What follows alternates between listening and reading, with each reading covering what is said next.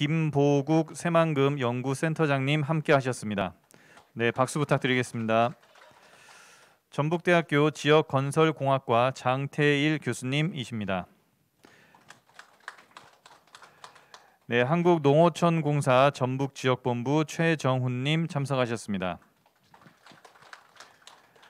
한국환경연구원 한대호 책임연구원님이십니다. 자, 이어서 종합토론 시간으로 박영기 전북대학교 교수님께서 좌장이 되어서 토론회를 진행해 주시겠습니다. 예, 앞에서 진지하고 너무나 자세한 내용으로 설명을 드려서 시간이 저한테 원래 주어진 시간은 45분이었는데 현재로서는 30분 정도 되겠습니다. 그래서 제가 네 분을 모시고 이렇게 토론을 하는데 한 분당 처음에 계획되더라 한 8, 9분 드리려고 했는데 5분 정도로 좀 죄송하게 됐습니다. 그렇게 말씀을 드리고 조금 시간이 남으면 여러분들이 저 객석에 방청석에 계신 분들의 질문을 한두 분 좀 받겠습니다. 자, 그러면 먼저 우리 여기 발표 순서에 나와 있는 대로 김보국 박사님 전북연구원 새만금 연구센터장을 역임하시고 전북도와 20여 년이 넘게 새만금에 대해서 많은 연구를 하고 도움을 준 김보국 박사부터 말씀을 드리겠습니다. 네, 반갑습니다. 전북연구원의 김보국입니다.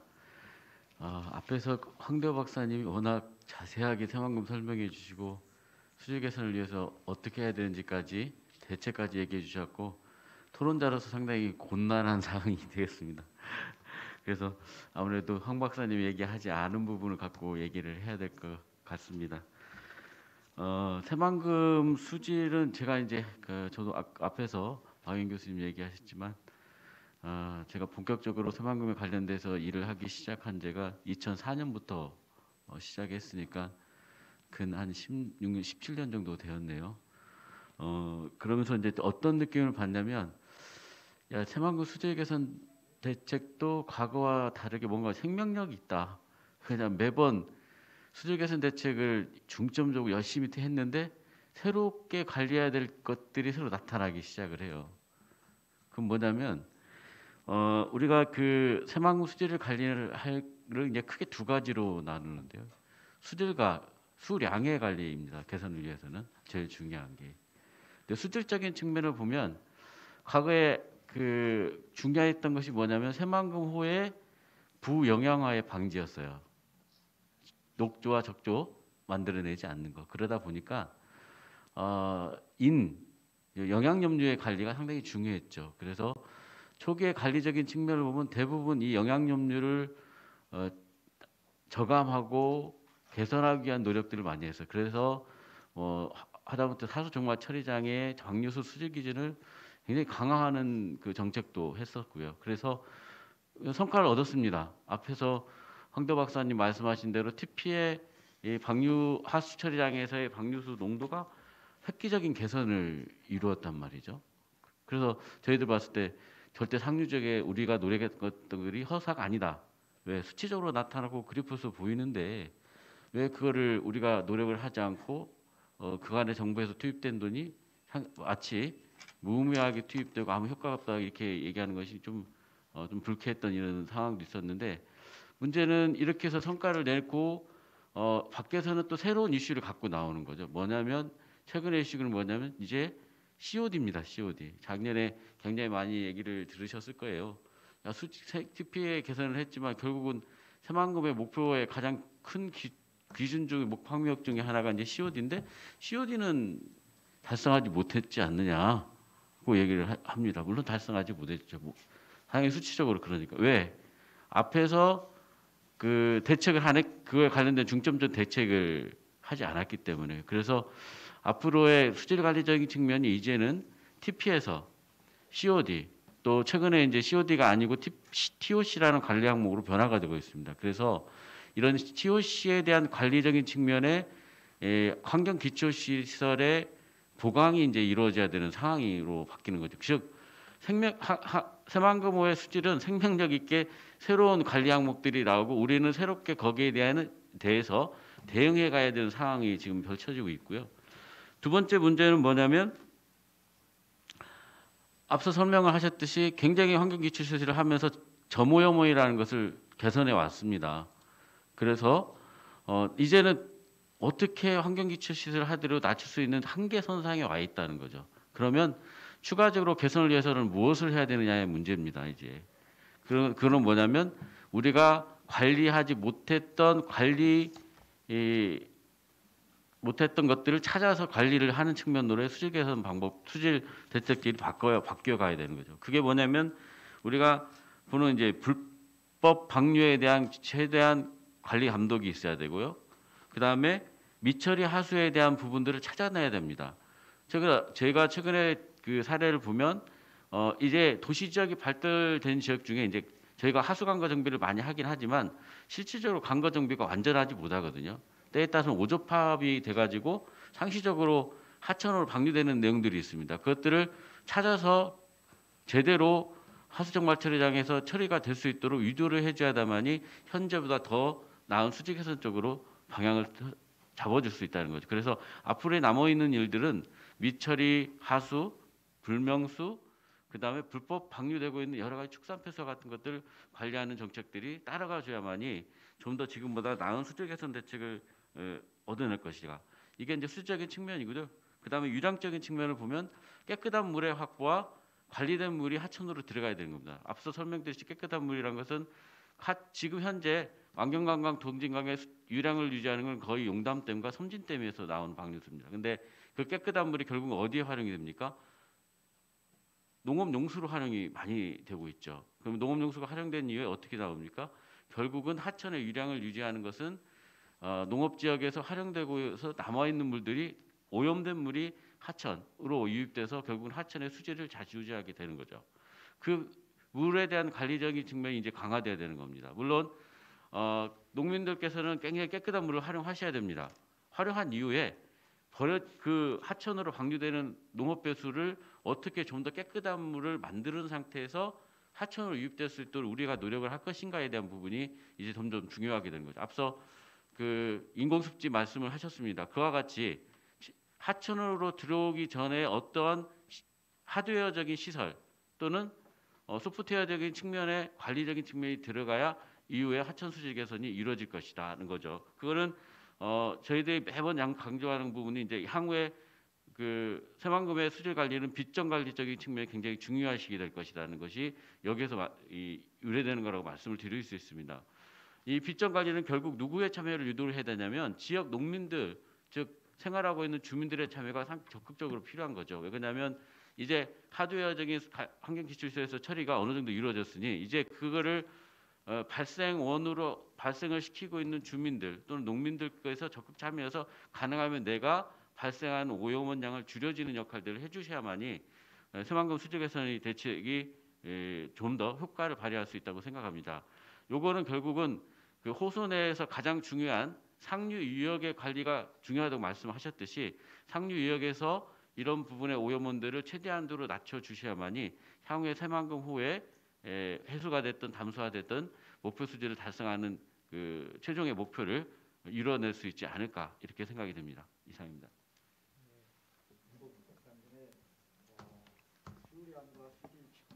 마이크 누르셔야 개선할 수 있는 점을 많이 열거해 드릴 것 같습니다. 그러면 다음으로는 전북대학교 지역건설공학과에서 농업 배수 문제와 농업 비점 문제에 대해서 많은 연구를 하고 계시는 장태일 교수님의 발표가 있겠습니다. 네, 안녕하십니까. 전북대학교 지역건설공학과 장태일입니다. 저는 농업 비점 쪽으로 연구를 하고 있고요. 최근에는 이제 여기 황대호 소장님이라든지 그다음에 김부국 박사님하고도 같이 지역에서 많은 연구를 하고 있습니다. 우선 뭐 주진철 교수님께서도 오늘 좋은 발표를 해주셨고요. 그래서 여기 계신 분들에서 이제 새만금호 내에서 오염 기작이 어떻게 되는지에 대해서 많은 이해가 되었을 거라고 생각을 하고 있습니다. 그리고 황대호 박사님 발표 같은 경우에 있어서도 물론 많은 부분 지역에서 알고 계시겠지만 최근에 확정된 내용들까지 포함해서 새만금호 관련된 전체적인 내용을 이해하는 데 많이 도움이 된 것 같습니다. 저 또한 오늘 많이 배움의 자리가 되었던 것 같고요. 뭐 황대호 박사님 원체 많은 말씀을 해주셔서 최대한 겹치지 않는 부분으로 말씀을 조금 드려보도록 하겠습니다. 과거에도 새만금호로 유입된 오염원에 대한 모니터링 연구들을 했었고요. 저도 2012년도부터 용지면에 있는 용암천을 대상으로 해서 모니터링을 조금 수행한 바 있습니다. 아시겠지만 지역 내에는 이제 네. 그래서 지역 내에서도 보시면 그 농업용보라든지 제수문해에서 관리되는 농업용수들이 상당히 많이 있습니다. 이러한 부분들은 이제 비가 오기 직전에 일기예보를 듣고 미리 이렇게 일시에 방류하는 형태들이 많이 있거든요. 그래서 한 4, 5년 전에도 새만금호의 수질이 갑자기 안 좋아졌는데 그 원인 파악이 상대적으로 좀 몰랐던 경우가 있었습니다. 그래서 비가 올 것으로 예측을 하고 일시에 방류를 했었고 사실은 비가 오지 않았기 때문에 상류에서 무슨 일이 일어나는지 모르는 상황에서 새만금호에는 수질이 안 좋은 경우가 발생했던, 그래서 이게 뭐 추측성이긴 하지만 그러한 상황들이 좀 연계가 되고 있고요. 그래서 가능하다면 이러한 지천 본류라든지 상류의 오염원 대책뿐만 아니라 지역 내에 있는 지천에 대한 수질 관리도 상당히 중요할 것 같고요. 그 관리 방안으로는 오늘 준철 교수님께서 말씀해주신 그러한 방안들을 가능한 범위 내에서 조금 더 적극적으로 활용을 하신다면 새만금호뿐만 아니라 지역 내에 있는 수환경에 있어서도 많은 개선에 도움이 될 것으로 생각을 하고 있습니다. 김봉국 박사님께서도 말씀하셨지만 비점 오염은 사실은 이제 약간 오염됐다라고 표현을 하셨는데 사실은 이제 정상적인 용농 활동을 하셨기 때문에 오염이라는 표현은 이제 제가 뭐 농업용수 쪽 전공을 하는 입장에서 조금 듣기가 조금 거북해서 이렇게 말씀을 드리는 부분이고요. 그럼에도 불구하고 농경지에서 이렇게 지속적으로 오염원이 발생하는 것은 틀림없는 사실이기 때문에 이러한 부분들에 대해서도 또 지역 내에서 할 수 있는 부분들이 상당히 많이 있습니다. 저도 이제 최근까지 해서 그 김제, 부안 등의 거버넌스 참여로서 이제 연구자로서 많이 참여를 했는데 그 지역민이라든지 농민들께서 이러한 부분들을 충분히 인지를 하시고 또 준비도 되어 있는 것 같습니다. 특히 이제 김제에 있는 여러 그 농민들 계시는 그 곳에 가서 제가 이제 수업도 하고 했었는데요.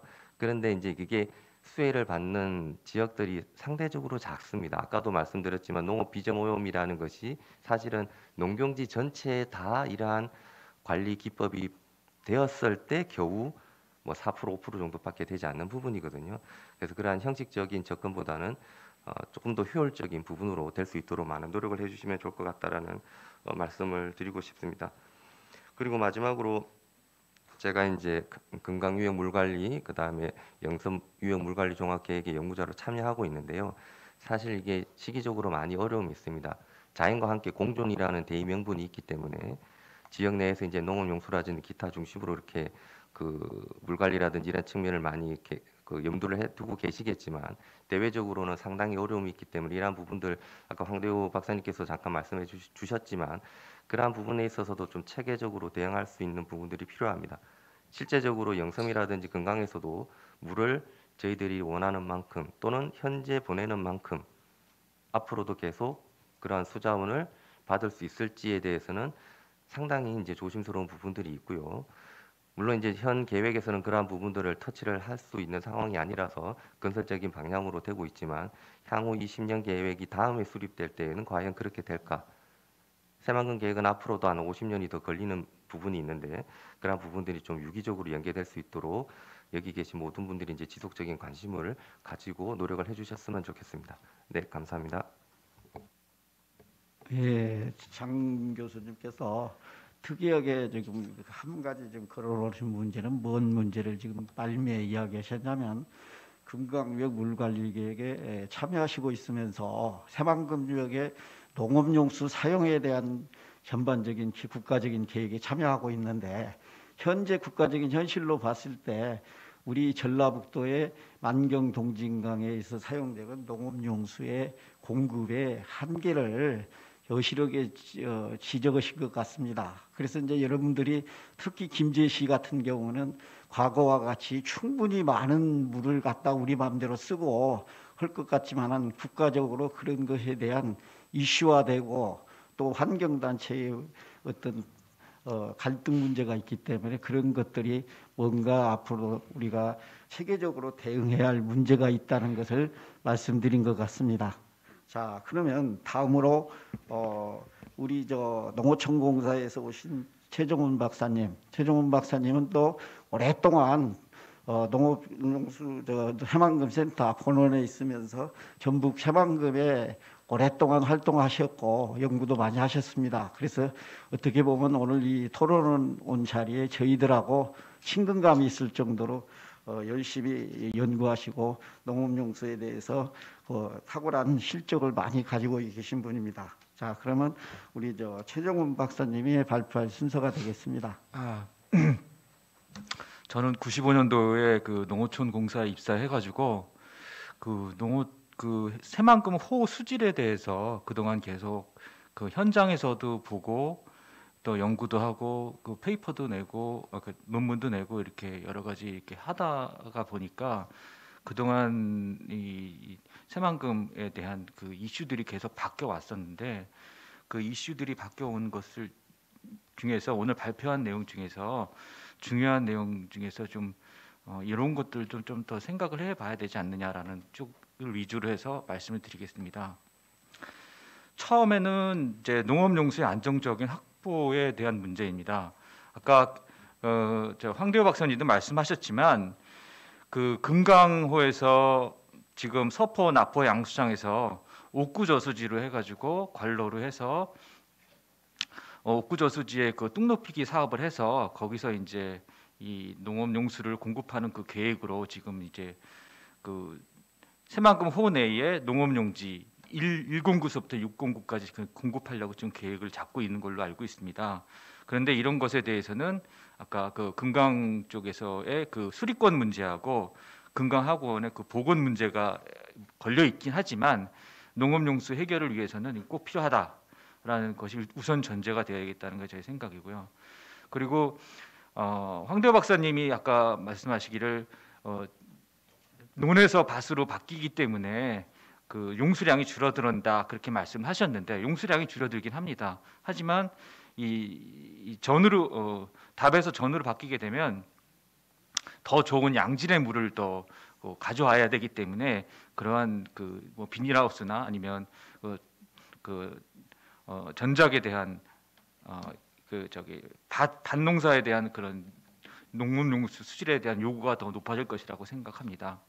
그리고 두 번째로 그 황대호 박사님이 그 현실적인 토지 이용 계획 안에서 그대로 좀 놔뒀으면 좋겠다라고 그렇게 말씀하셨는데 농업용지는 일단은 지금 거의 다 조성이 됐습니다. 하기 때문에 농업용지는 그 자체가 습지 기능을 하고 있다라고 생각합니다. 하기 때문에 우선은 농업용지는 그대로 개발을 하고 도시용지나 이쪽 산업용지의 경우에는 관광용지의 그 하부 쪽에서는 지금 준솔토가 굉장히 많이 들어가게 되고 오랜 시간이 걸리는 사업입니다. 그래서 이거를 너무 급하게 하지 않고 이걸 조금 시간을 두면서 그 도시용지 같은 경우에는 그때 수요가 만들어지면 하면 더 좋지 않겠는가라는 생각을 해봤습니다. 두 번째는 새만금 호내의 그 수질 개선 대책에 대한 미비에 대한 사항입니다. 첫째는 우리가 이 새만금 제가 보니까 이게 담수화의 방향에서 해수화 쪽으로 이렇게 바뀌게 된 근본적인 원인이 이 토지 이용 계획의 변화라고 생각합니다. 과거에는 다 농지로 한다고 했다가 지금은 이제 7대3으로 농지의 7, 그다음에 타용지가 3 이렇게 됐다가 지금은 이제 바뀐 걸로 이렇게 알고 이렇게 바뀌었기 때문에 특히 하부 쪽에서의 도시용지에서의 수질을 3등급을 유지하겠다라는 그런 이상적인 목표를 가지고 그걸 계속 접근을 하기 때문에 지금 그 해수유통이라는 문제가 발생이 됐고 과거에는 담수화를 전제로 했을 때는 그때 당시의 대책에는 혼의 대책의 가장 큰 대책이 3가지가 있었습니다. 금강 희석수 도입하는 문제가 있었고요. 두 번째는 그 혼외 대책으로 그 만경대교하고 동진대교에서의 그 침전지나 인처리 시설을 대규모로 조성한다는 계획이 있었고요. 세 번째는 그 만경 쪽에서의 물을 다 바깥으로 외해로 배제하는 환배수로 계획이 있었습니다. 근데 이런 계획들은 부처 간에 서로 협의가 잘 안 되고, 그다음에 이게 가장 근본적인 문제가 이게 예산이 투입되는 문제가 있었기 때문에 서로 조율이 안 돼서 이런 것들이, 그리고 또 토지 이용 계획이 변화했기 때문에 이런 계획들이 다 없는 상태로 지금 그 해수유통이라는 그 큰 과제를 가지고선 지금 수행을 하고 있는 걸로 생각이 듭니다. 그리고 지금 현재 그 해수유통이라는 측면에서 봤을 때 해수는 제가 2020년에 해수 유통량을 지금 6배 정도 더 늘렸습니다. 그럼에도 불구하고 아까 황대호 박사님 말씀하신 것처럼 그 수질이 그 배수관문 있는 쪽에서는 수질이 개선이 됐는데 이쪽 그 상류 쪽에서는 오히려 7, 8월 이후에는 수질이 개선이 되지 않더라, 이런 결과가 나왔습니다. 그래서 이게 왜 그런가라는 것들을 아까 그 원인에 대해서는 말씀을 해주시지 않으셨는데, 저 나름대로 생각해 보면은 우리가 지금 생각하는데 바닷물을 집어넣으면 무조건 수질이 개선될 거라고 생각하는 그런 생각은 좀 잘못된 생각입니다. 왜냐하면은 바닷물이 집어넣었을 때, 해수를 넣었을 때 이 기수에서 나오는, 이 육상에서 나오는 물하고 서로 교환이 되면서 플라큘레이션, 이게 서로 응집작용을 일으키기 때문에 그 응집작용이 일어나는 부분에 있어서는 그 이 수질이 더 오히려 더 안 좋아질 수 있는 개연성이 있다라는 생각이 들고요. 그리고 2020년, 2021년에는 집중 강우가 많았습니다. 이 황대호 박사님이 발표해 주신 그 수질 자료는 표층 수질에 관련된 자료만 발표를 하셨는데, 저희 농어촌 공사에는 수직별로 다 수질 자료를 조사해 본 결과 만경대교에서부터 신시 배수관문까지, 동진대교에서부터 그 배수관문까지 이 보면은 이 띠가 한 5m 정도 담수가 그대로 나오게 돼 있습니다. 그래서 밀도 성층이, 그러니까 상류층에서는 밀도가 낮은 민물이 있고 밑에는 그 바닷물이 들어온 상태로 되어 있기 때문에 그런 층이 계속 유지되어 있는 상황이, 밀도 성층이 강하게 나타나는 현상들이 나타나고 있습니다. 그리고 그게 두 번째 문제고요. 또 세 번째는 강우 시에 이 만경대교나 동진대교에서 들어오는 물만 이게 들어오는 것이 아니고 주변에 그 여러 개 그 관문이 있습니다. 그래서 초기 강우 때 엄청나게 많은 황토나 아니면 이런 물들이 한꺼번에 들어오기 때문에 그것들이 인이나 그런 농경 배수에서의 비점 오염들을 함유하고 있습니다. 그래서 그런 것 때문에 특히 여름철 이후에 이 문제가 있지 않았는가 생각이 듭니다. 그래서 평수기보다는 이 홍수기 때에 이런 문제들에 대한, 그리고 주변에서 들어오는 이 관문에서 들어오는 만경대교, 동진대교 이외에 들어오는 그 이쪽 군산 쪽이나 이 김제 쪽, 이쪽 정읍 쪽에서 들어오는 그 관문에서 들어오는 엄청나게 많은 그런 것들을 어떻게 잘 컨트롤해 주는 문제가 중요할 것이라고 판단이 됩니다. 그리고 세 번째는 제가 새만금 사업단에 있을 때 2008년도, 9년도에 그 배수관문을 어떻게 개방을 해봤었냐면, 그때 당시에는 EL-1.5원선으로 지금 관리를 하고 있지만 그때는 플러스 2원선하고 마이너스 2원선 엄청나게 많은 양을 그 해수를 유통을 한번 한 적이 있었습니다. 그때까지 했더니 만경대교, 동진대교까지 물이 한 방에 들어오더라고요. 그래서 수질이 굉장히 많이 개선이 됐었거든요. 그래서 이 새만금 호내에 그 해수 유통을 해가지고선 수질을, 특히 도시용지에서 3등급을 달성하겠다라고 한다고 하면 그 정도의 그 수질 그 유량을 유량을 집어넣지 않으면 좀 어렵지 않겠는가, 그렇게 생각이 듭니다. 그래서 제가 또 다른 측면에서 다시 결론적으로 말씀을 드리면, 도시용지 내의 그 수질 등급을 3등급으로 이렇게 이상적인 목표를 너무 세워놓는다는 것은 조금 어렵지 않은가 생각이 듭니다. 우리가 모델링에서 돌리는 거하고 현장에서 현실에서의 수질은 좀 차이가 있다라고 생각이 듭니다. 그리고 지금 이 상류유역의 수질 개선은 지금 할 거는 거의 다 했다라고 판단이 됩니다. 그래서 혼의 대책을 얼마나 잘 고려하느냐가 지금은 좀 관건인데, 아까 주 박사님이 말씀하신 거의 그 방법들은 농업용 저수지나 소규모의 저수지에서 해당하는 방법이지 대규모로 이런 하구 담소에서 적용할 수 있는 사례는 아니라고 생각합니다. 그리고 간호로의 예의를 들으셨는데,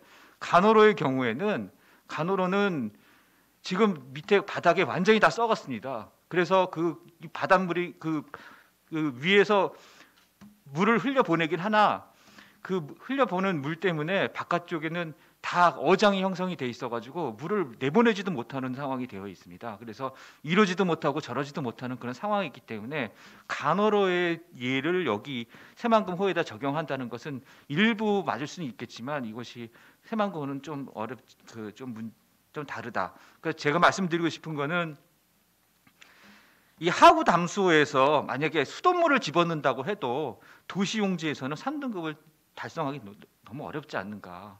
그래서 이런 이상적인 목표를 너무 강요한다는 건 좀 너무 좀 어렵지 않은가. 그러니까 우리가 적정한 수준에서 도시용지를 하더라도 뭐 해수욕을 할 수 있는 수준의 어떤 그런 것까지는 요구하지 않더라도 농업용수 4등급 정도의 우리가 그 수질은 그냥 맞춰줄 수 있을 정도로 되고, 그다음에 혼의 대책에 대해서 조금 더 이 그 미시적인 뭐 대책보다는 뭐 지속적인 폭기, 순환 장치 이런 걸로 해서는 근본적인 대책이 안 되기 때문에 좀 더 근본적인 대책을 해주는 그런 방향 쪽으로 나가는 것이 합당할 것이라고 생각합니다. 이상입니다. 예, 우리 최정훈 박사님은 금방 말씀하신 대로 해수 유통에 관한 문제를 언급하셨습니다. 그래서 이제 우리가 해수를 많이 유통시키면 수질이 좋을 것 같아도 황대호 박사님 아까 설명한 바대로 과연 해수량에 따라서 해수량에 따라서 비례하지는 않는다. 그것은 왜 그러냐? 염분에 의한 밀도 성층 문제도 있고, 그 다음에 전반적으로 봤을 때 상류에 있는 대책들은 어느 정도 완성돼 있지만 아직도 새만금 수질은 혼의 대책이 된 적이 없기 때문에 그것이 아마 새만금 수질의 관건이 될 것이다. 그렇게 말씀을 드렸습니다. 그리고 이제 혼의 대책 문제가 여러 가지가 있지만은 또 한 가지 제시하는 것은 부처 간의 협의가 원만하게 잘 안 되기 때문에 앞으로는 혼의 대책에 말하자면 중점적으로 투자를 해야 할 것으로 이렇게 말씀을 하셨습니다. 이상입니다. 그리고 이제 마지막으로 우리 환경연구원에 계시는 한대호 박사님은 지금까지 환경연구원에 있으면서 새만금에 많은 일을 하셨지만 어떻게 보면 여러분을 우리가 이렇게 모셔온 이유는 아마 한대호 박사님은 환경부의 입장을 새만금에 대해서 누구보다도 잘 말씀드릴 걸로 생각이 돼서 이렇게 초대를 했습니다. 자, 그러면 우리 한대호 박사님의 말씀을 들어보겠습니다. 예, 감사합니다. 저는 KI에서 이제 물환경 기준이라든가 국가계획 그리고 또 오염원 그 관리 정책하고 제도를 만들고 있습니다. 그러다 보니까 지금 위원장님이 자장님이 설명해 주신 대로 그렇게 좀 비슷할 수도 있는데 하여튼 저희 의견을 좀 드리도록 하겠습니다. 저도 새만금은 2002년에 지금 황대호 박사님이랑 같이 좀 참여를 했고요. 이름이 똑같아서 두 대우가 있다고 그래서 새만금은 두 대우가 유지한다 이런 농담도 있을 정도로 이렇게 했고요. 그래서 저는 2010년 정도에 이제 새만금은 이제 지금 하시는 분들이 좀 하시고 저는 아까처럼 국가 계획이나 그냥 기준 만드는 쪽에 좀 집중할 필요가 있어서 새만금하고는 조금 거리를 뒀다고 하지만 그리고 계속 이제 관련이 있기 때문에 좀 진행을 했습니다. 제가 오늘 너무나 많은 것들을 말씀해 주셨고 제가 생각한 거를 다 말씀해 주셔서 저는 세 가지 정도만 간략하게 좀 말씀드리도록 하겠습니다. 새만금의 가장 큰 어려움과 그리고 여기 고민들이 첫 번째는 당연히 목표 수질입니다. 새만금의 목표 수질을 맞춰야 되기 때문에 근데 아까 황대호 박사님께서 말씀해 주신 것처럼 이 목표 수질이라는 거는 이제 행정 목표입니다. 행정 목표뿐만 아니라 그리고 우리나라 전국이 다 맞춰야 되는 기준이기다 보니까 새만금처럼 특별한 경우에 맞추기는 굉장히 어려운 부분이 당연히 있고요.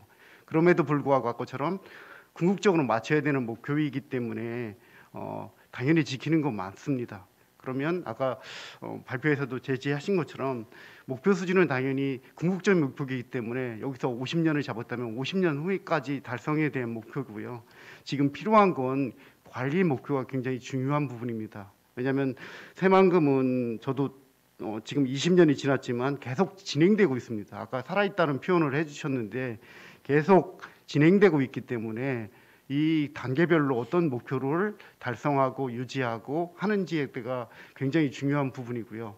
그런 부분을 설정해야 되고 그게 왜냐하면 체감형 목표가 돼야 됩니다. 수질이 잘 맞췄다고 해서 갑자기 녹조가 생기면 다른 분들은 다 부정들 하시게 되거든요. 그래서 체감형이 가장 중요하고 그다음에 수용체 아까처럼 사업도 진행되고 있고 그다음에 요구하는 그 용도가 다르기 때문에 그리고 또 더 가장 중요한 거는 실현 가능한 목표가 될 수 있는 단계별로 좀 진행이 돼야 됩니다. 그래서 새만금에서 지금 필요한 이 방향성을 다시 설정하기 위해서는 아까처럼 목표 수준은 당연히 유지될 수 있고 지금 아까 농어촌연구원에서도 말씀해 주신 것처럼 현실적으로 갑자기 하류가 더 강화된 그런 경우는 이론적으로는 굉장히 어려운 부분이거든요. 그럼에도 불구하고 그건 목표이기 때문에 갈 수가 있고 다만 아까처럼 지금 필요한 그런 계획들을 관리 목표들을 설정하셔서 지역별로 정수구역 그다음에 아까처럼 녹조가 많이 지역 그다음에 이런 특성화될 수 있는 목표들을 설정하고 거기에 맞는 대책들이 쭉 될 수 있게끔 그래서 조금 구체적이고 그다음에 세부적인 그런 목표들이 좀 설정돼야 될 것 같습니다. 두 번째는 관리 대책입니다.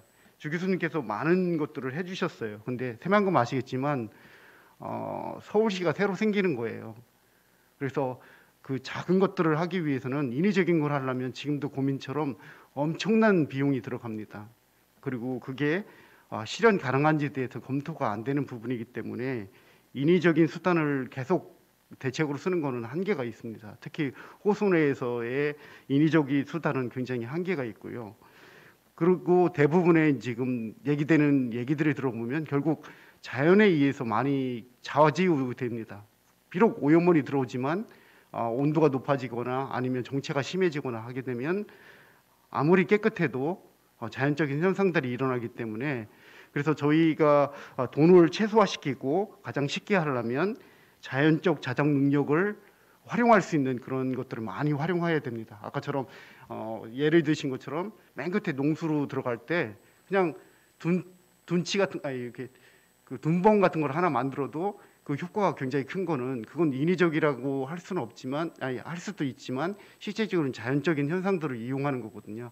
그리고 왜냐하면 여기 김제는 전통적으로 농업하는 곳이에요.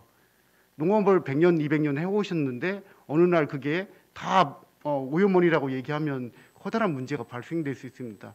그런 것들을 하려면 자연과 좀 조화될 수 있는 그런 기능을 하고요.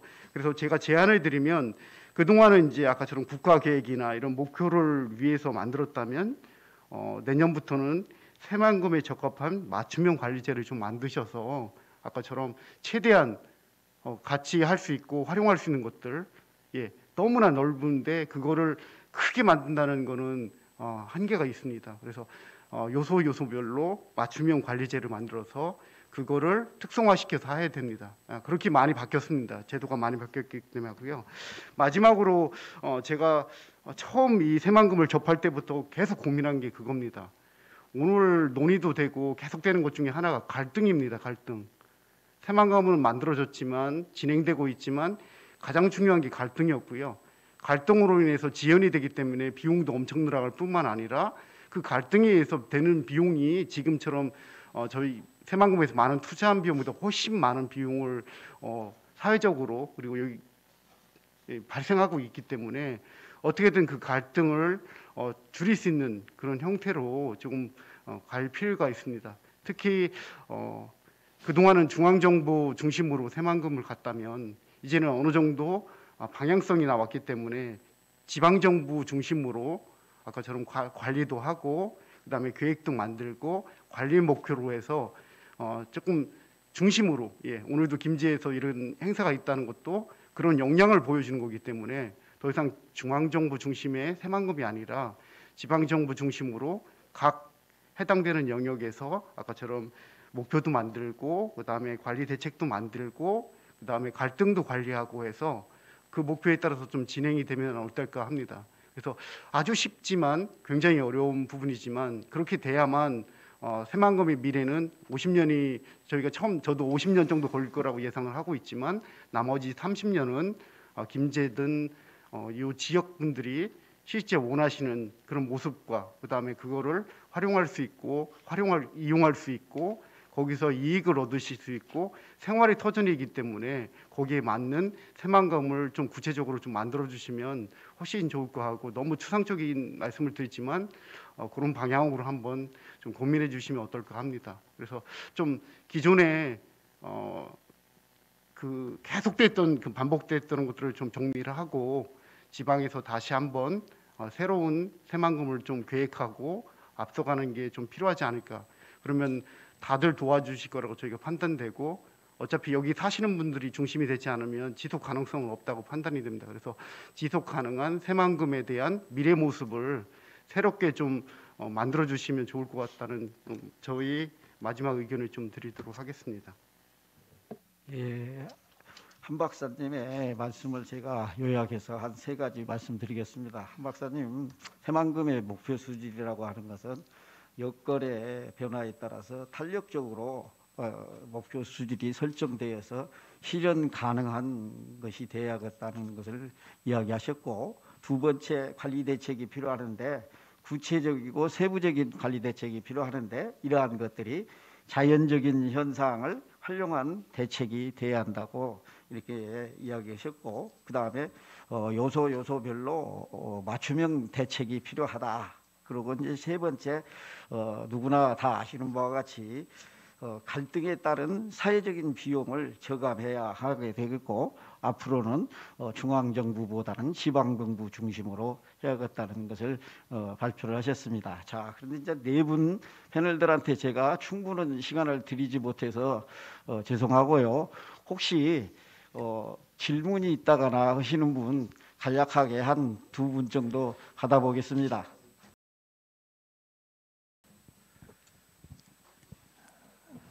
네, 우선 새만금 수질 개선 정책 대응 세미나에 다양한 고견을 주신 패널 분들에게 다시 한번 큰 박수 부탁드리겠습니다. 네, 그리고 말씀하신 것처럼 질문이 있으신 분께서는 거수를 해 주시면 저희가 마이크를 전달해 드리겠습니다. 네. 예, 오늘 전에 새만금 수질에 같이 했던 분들도 만나 뵙고 새로운 분도 만나 뵀는데 제가 질문을 던진 건 그거였습니다. 네덜란드 주다찌는 목표 1.5의 TP 1로 관리를 하고 있는데 왜 우리는 0.5로 하류를 해야 되는가에 대해서 답을 듣고자 제가 여기 앉아 있었습니다. 그 답에 저는 아까 그 최종훈 연구원님이 말씀하신 그 논의에 상당히 의미를 갖고 있습니다. 꼭 수용할 것도 아닌데 목표 수질이 이걸 상수도로 쓸 목표 수질도 아닌데 그때 당시에 김수철 박사님께서 서울대 수질분과위원장께 제가 강력히 반대를 했었습니다. 이것을 3등급으로 해놓으면 10년 후에 해수유통 문제가 생깁니다. 그때 김수철 박사님께서 위원장께서 하시는 말씀이 높이 해놔야 상경부에서 시설 투자를 이끌어낼 수 있다 하면서 기어코 저를 교육 보내고 결국에 3등급으로 만들었던 그런 저는 기억이 있습니다. 그래서 이거를 우리 한대호 박사님께서 지역 주민들이 수용성이 있어야 앞으로 이게 생명력이 있다고 그랬는데 저는 그런 데 대해서 아직도 인식을 못하고 있는 겁니다. 왜 대한민국에 지금 하류가 다 4등급인데 왜 여기만 3등급으로 해야 되느냐. 그거를 상수도도 아닌데 상수 등급으로 해야 되느냐. 저는 거기에 대해서 물론 오늘은 답이 안 나왔지만 저는 이걸 빌미로 해서 또 기회가 닿으면 우리가 답을 얻어야 된다라고 생각하고 있습니다. 무조건 해수유통을 밀어붙일 게 아니라 환경부는 그걸 한번 수용성 있게 검토를 해주셨으면 하는 바람입니다. 감사합니다. 네, 김제 수협 조합장 김영주입니다. 제가 네. 시장님이 주는 일단 내용에 답변을 대해서 듣고, 답변할 수는 네. 없지만 시간등도 있고 그래서 다른 분도 뭔가 좀 의견을 받겠습니다. 네, 다음 김제 수협 질문. 조합장 김영주입니다. 오늘 새만금 수질 개선 정책 대응 세미나 개최해 주신 우리 시장님, 그다음에 새만금 공동발전 시민위원회 위원장님께 감사의 말씀을 드립니다. 선제적으로 이렇게 대응하는 이런 모습에 자부심을 갖습니다. 시민으로서. 하지만 참 안타까움이 많습니다. 새만금의 동진강, 만경강은 자연 하천이었고 막지 않았으면 오늘날에 이러한 세미나가 필요 없었지 않았을까. 새만금을 막아놓고 수지를 얘기하면 막은 상태에서는 당연히 부역량화가 생길 수밖에 없는 것이고 만유 인력 법칙 아닙니까? 거기 특히 새만금은 뻘층입니다. 그렇기 때문에 밑에서 아무리 이 슬러지를 부역량화 생긴 이 슬러지를 거둘 수가 없어요. 압력을 주면은 쫙 빨려버립니다. 그냥 순간적으로. 지금도 준설하고 있지만 이 준설선들이 평균적으로 관리 수위 밑으로 몇 메다, 1m, 1.5m 수위를 쫙 잡아 다녀야 되는데 이 연결된 그 관로 때문에 한 자리에서 거의 파고 있는 실정에 있어요. 현재도. 그런 것을 우리 어민들이 알고 있어도 왜 말을 안 하느냐. 그게 말이 안 되는 얘기거든요. 사실은. 이 관로 때문에. 움직일 수가 없으니까 준설선이. 준설선이 돌아다닐 수 있는 것이 아니지 않습니까? 파이프를 연결해야 또 그 주변을 파고 여기 교수님들 많이 와 계시니까 토목 교수님들. 그리고 오늘 이 자리가 군산대 수산대학이 있습니다. 환경 해양 교수님들도 많이 계세요. 바다는 담수호는 물고기가 사는 곳입니다. 여기에 대해서 고민을 하고 하시는 전문가 교수님들도 한 분 정도 모셨으면 아름답지 않았겠는가. 그 다음에 아까 저도 수산도 하지만 농사도 짓습니다. 우리가 논농사까지 보리농사까지 하면 4번에서 5번을 농약을 칩니다. 이거 잡을 수 있는 방법이 없어요. 저희도 아무리 노력을 해도 지금 농약을 안 치고는 농사가 되질 않습니다. 올해도 작년에도 멸구 난리였지 않습니까? 방법이 없는 거예요. 농약을 안 치면. 그리고 아까 시장님께서 말씀하셨지만 주다지는 주변에 농업용수가 많이 필요 없는 밀과 보리를 경장하는 곳입니다. 우리 김제는 쌀농사가 주고 그래서 우리 농업용수가 어마어마하게 필요한 겁니다. 그래서 영국의 간척지라든가 일본의 간척지와 우리의 생활 환경이 다 틀리다는 얘기죠. 그러한 농업용수에 어느 정도의 필요성이 필요한 것인가. 이런 것까지도 우리가 좀 봐줘야 되겠고 우리 아까 황대호 교수님께서 말씀하신 양식장은 허가하지 않으면 안 된다. 새만금을 막을 때 여기 계신 분들이 다 알아야 합니다. 새만금의 공유 수면에 대해서는 보상을 안 했어요. 1억 2천만 평 중에 8천만 평의 공유 수면은 어민의 논과 밭입니다. 면허지만 보상을 한 거고 공유 수면 바다에 대한 우리 어선들이 하는 그 어장터는 보상을 않고 뭐하고 바꿨냐? 수산용지 2,000헥타하고 바꾼 거예요. 그래서 기본계획에 2,000헥타가 들어간 겁니다. 정세균 총리님께서 1월 달에 왔을 때 제가 1분간 대담을 했습니다. 그때도 그 말씀 드렸어요. 전혀 몰랐었다고. 공유수문을 정말로 그렇게 해서 바꿨냐고. 기본계획이 있었습니다. 1991년 10월 17일 날 새만금 착공할 때 그때 있었습니다. 제가 그때 28이었습니다. 수산대 졸업하고 양식장 하고 있을 때입니다. 여러분들이 오늘 이 자리에서 하는 내용도 중요하지만 그때의 현실과 지금의 30년간 살고 있는 우리 어민들이 저번에 세미나에서도 인내자본이라는 얘기를 했습니다. 30년간 피해를 입은 지역 주민들이 어떻게 살고 있는가. 수질에 영향이 없다고 자꾸 하시는데 지금 정세균 국무총리님이 작년 12월에 새만금 33센터를 헬리콥터를 타고 오셨어요. 근데 새만금 밑에가 이쪽은 빨갛고 여기는 파란 거예요. 야, 이거 왜 이렇게 빨갛고 파래? 예, 여기는 이게 적조 현상이 일어나가지고 이렇게 생겼습니다. 야, 그러면 문 열면 되잖아. 그래서 2번 열어진 거예요. 제가 이거 보좌관들 통해서 확인한 사실입니다. 이거 우리가 그렇게 주장하고 제발 배수관문 좀 열어라. 고기 다 죽는다. 물고기. 그래도 누구도 안 열었어요. 정세균 국무총리 말씀 한 말씀에 2번 배수관문 열은 겁니다. 이게 우리가 알고 가야 될 건 알고 가야 된다고 생각합니다. 하여튼 오늘 제가 좀 마지막에 감정이 격해지는데 오늘 이 자리는 정말 감사합니다. 감사하지만 정말 지역에 살고 있는 지역민들이 어떤 이 수질로 인해서 현재 6급수인 수질로 피해를 받고 있는 부분들, 이런 부분들도 좀 검토해 주십사 하는 마음입니다. 감사합니다. 예, 보시다시피 여러분 저 새만금 수질에 대해서 이야기를 하려면 날을 새고 밥을 새워도 할 이야기들이 많이 있을 겁니다. 근데 이제 오늘 여러분 주어진 여건과 환경에 따라서 그나마 새만금 수질에 어떠한 문제가 있고 어떤 방향으로 진행이 되어 왔고 하는 것을 여러분 성찰하면서 앞으로도 새만금 수질이 좋은 방향으로 개선돼서 전라북도와 김제시의 발전에 조금이라도 도움이 되는 그런 세미나가 되었으면 하고 이상으로 마무리를 짓겠습니다. 여러분 끝까지 들어주고 지켜주셔서 감사합니다. 네, 다시 한번 큰 박수 부탁드리겠습니다. 네, 이상으로 새만금 수질 개선 정책 대응을 위한 세미나를 모두 마치도록 하겠습니다. 대단히 감사합니다. 네, 감사합니다.